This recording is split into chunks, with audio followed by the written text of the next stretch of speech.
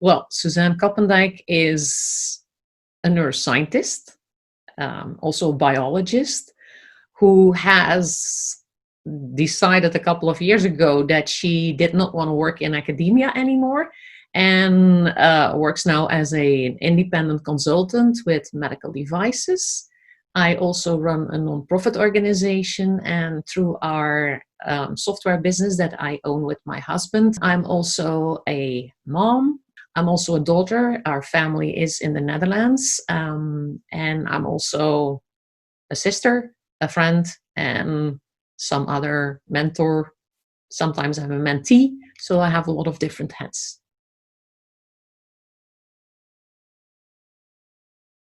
I like it that you asked that question because when we started the interview, you said, like, how do you pronounce your last name? And Koppendijk is really not a great name to have in the United States because it's mispronounced all the time. So we also had very young students, and they were like, hey, you over there, can you come?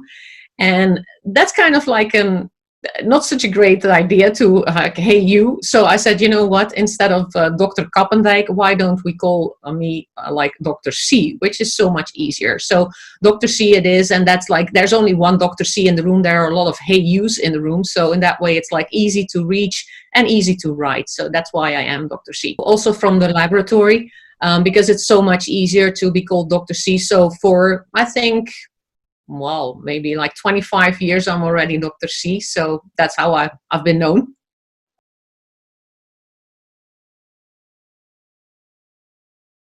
When you go from high school to like the university, I wasn't quite sure what I wanted to study. I was like, biomedical sciences was like in very early stage, and I thought that's too much trouble for me because they hadn't figured out the curriculum yet. And originally, I wanted to study mathematics, so I went on a trip with my parents, like to the university, not during an open house session, but just like in between.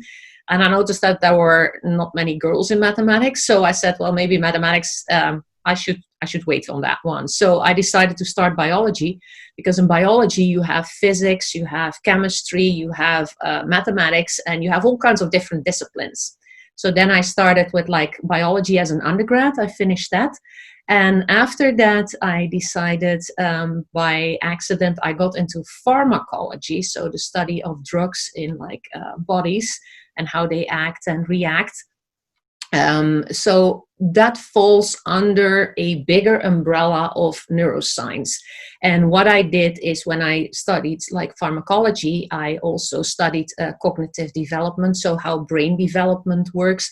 I studied behavior, so that's more like the neuroscientist covers in a way everything. So neuro, you're going to go for neurology, neurons in the brain, connections in the brain, and science is like, well, the science that goes with it. So that's why I am a neuroscientist with a specialty in pharmacology, and I'm trained in biology.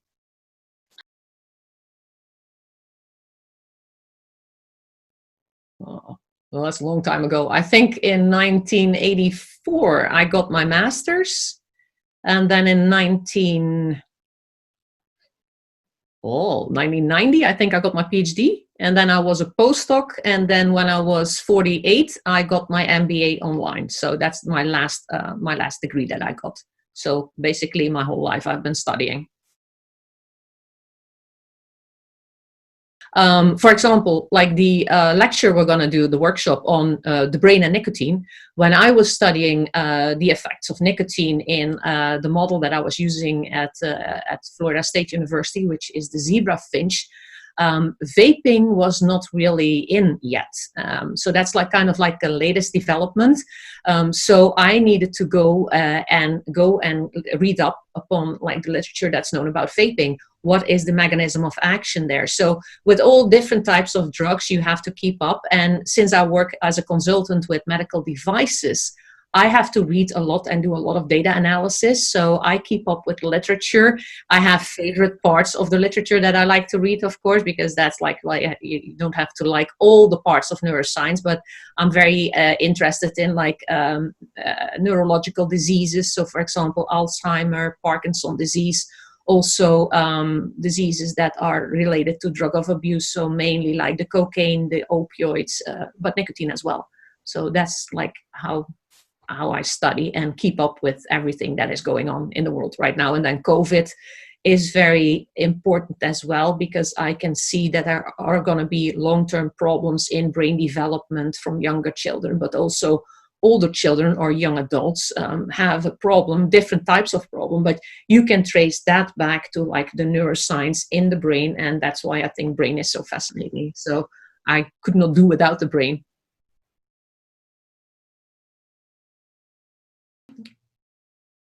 I've been like focused on community service for a very, very long time, even when I was like a young girl, like in elementary school, and we don't have middle school in the Netherlands. So started already in elementary school. I had to help people that were not so fast in thinking in school. So I was already mentoring when I was like almost in like 4th grade. So when you're like 9 or 10 years old, to help people who were not able to like work on mathematics. And my dad worked with like mentally and physically handicapped people. So I've seen a lot of people that have the body of like a 45-year-old, but have the brain level of thinking of like a 3-year-old. But also like for the other side, I've seen people with amputations that came back from the war or had an accident and had like a lot of mental problems. And not that I say that like the students have mental problems, absolutely not, but it's like that brain development was so fascinating to me. And it's like, so what exactly is it that you can combine together? Because brain development is very important, but it's also important to have opportunities. And sometimes people tell me like, oh, I don't have anything. I cannot go and work over there, or I cannot go to, I want to work at Google, but I'm from the Bronx, so I shouldn't go there. Well, why not? I mean, you have your brain, and there's nothing wrong with your brain. So as long as you understand what the power of your own brain is, you can do anything. And that is my biggest challenge. And that's why I'm so passionate about this. Everybody can reach their goal that you set, but you have to learn to set your goal really high. Because if you set your goal really high, you're challenging yourself. And that's where I come in. It's like, okay, what is your goal? Where do you want to be? Well, in 3 years, I want to be an editor of a magazine. Well, okay, how do I get there? So I was like, well, I don't have any chances. I don't have any opportunities. Yes, you do. You just have to find them. And I try to give you the opportunities to reach your goal. And it doesn't matter if you're from the Bronx. It doesn't matter if you're from the wealthiest family on earth. If your brain is not functioning, you're nowhere. So we learn in our programs with like very low resources, because we're a small like nonprofit organization. We teach our students that the power of the brain is immense. You can do so much if you put your mindset to it. If a lot of people are telling me like math is hard, I'm going to believe it. Or math is not for girls, I'm going to believe that. But if I practice and I do some fun things with math and I can see math in a different way, I'm much more relaxed and I'm much more open for things. That is what I want them to see. It's like, it doesn't matter if you have the fanciest computer. If you don't know how your computer works, you're nowhere. But if you know how you can solve a problem just by doing an exercise online, for example, now, of course, usually we do it like in person. If you do that online, you can do anything. You can defeat anybody. And it doesn't matter if you're from the Bronx, if you're from Harlem, if you're from Washington Heights, if you're from like the upper scale, like Manhattan side. If you cannot use your brain, or if you don't know how to use your brain and have to find like opportunities, you're nowhere. So that's why I'm so passionate about like females, because we know that females are like holding them back. I never had that kind of support network.